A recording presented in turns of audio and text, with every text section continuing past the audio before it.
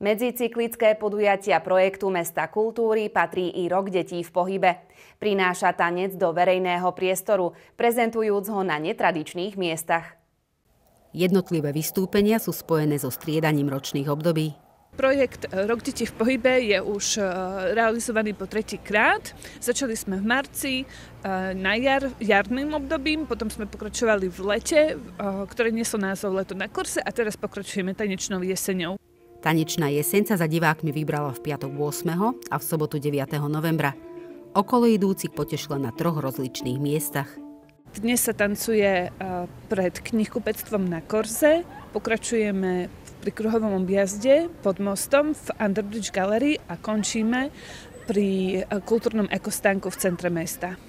Užiť si umelecké stvárnenie jesenných prvkov, napríklad vetra či padajúceho lístia, ponúklo 12 mladých tanečníc zo súkromnej základnej umeleckej školy Via Arto a základnej umeleckej školy Petra Brajnera. Hudobný podklad Maxa Richtera bol inšpirovaný skladbou Jeseň Antonia Vivaldiho. Projekt vznikal pod choreografickým vedením profesionálnych tanečníkov z Banskej Bystrice Tibora Trulíka a Michaely Mirtovej a režijný dohľad má nad projektom Jakub Jeňo. Prípravy na záverečné podujatie zo série pod názvom Zimná záhrada už začali. Známy je aj termín, v ktorom poteší návštevníkov. Do pohybu prenesú mladí umelci posledné ročné obdobie 17. a 18. januára.